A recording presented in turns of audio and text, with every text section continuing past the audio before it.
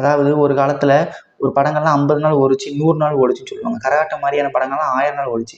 இப்போ அதெல்லாம் தேவை கிடையாது. நீ குப்பை படம் கூட எடு, குப்பை படம் எடுத்துக்கோ. பழைய கதையாக கூட இருந்துக்கட்டும். ஹீரோ நடித்த பழைய படத்தில் பாட்டு எடுத்து வைப் பண்ணுறேங்கிற பேரில் ஒன்று பண்ணி வை. அவருக்கு 4 மாஸ் சீனு, நாளைக்கு இன்ட்ரோ சீனை போட்டு அவரை போட்டு கொலையாக கொன்னுட்டு நீ எவ்வளோ பிஆர் பண்ண முடியுமோ பண்ணு, ப்ரொமோஷன் பண்ண முடியுமா பண்ணி, ஹைப் பண்ணி, கிரியேட் பண்ணி போட்ட படத்தை ஒரு வாரத்துலேயே காசாக போட எடுத்துருது. அதுக்கப்புறம் ரிவ்யூ வந்து கழுவி ஊற்றினா கூட பரவாயில்ல. ஏன்னா அதுக்குள்ளே ஹைப் பண்ணி போட்ட காசெல்லாம் எடுத்துருவேன், லாபமே பார்த்துருவேன். இப்படி போனால் தமிழ் சினிமா எப்படில உருப்படும்? நீ சீட்டில் ஆடுற மாதிரி, ரம்மியில் ஆடுற மாதிரி தமிழ் சினிமாவை நினச்சினா தமிழ் சினிமாவும் உருப்பட மாட்டேன், நீயும் உருப்பட மாட்டேன். இல்லை 1000 கோடி வேற.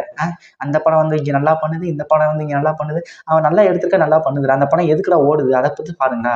அதுக்கேற்றாப்புல படம் எடுத்து தொலைங்களேன்டா. இது சொன்னால் நான் சொன்னால் நீ படம் எடுத்து காமிடாங்க. ஏன்னா நான் படம் எடுக்கிற மாதிரி தான் ஆயிரம் உங்களை மாதிரி பேசிகிட்டு இருப்பேன். எடுக்க முடியாதுன்ற மனக்குமுறை கொட்டிக்கிட்டு இருக்காங்க. கொஞ்சம் புரிஞ்சு நடந்துக்கோங்கண்ணா. ஏன்டா அப்படி பண்ணுறீங்க? எவ்வளவுதான் கூவி கூப்பிட்டாலும் யாரும் நம்ம சப்ஸ்கிரைப் பண்ண மாட்டாங்க. நம்ம வேலையை நம்ம ஒழுங்கா பார்த்துட்டு செஞ்சுட்டு முயற்சி பண்ணோம்னா தானா வரும், நிச்சயமா வரும்.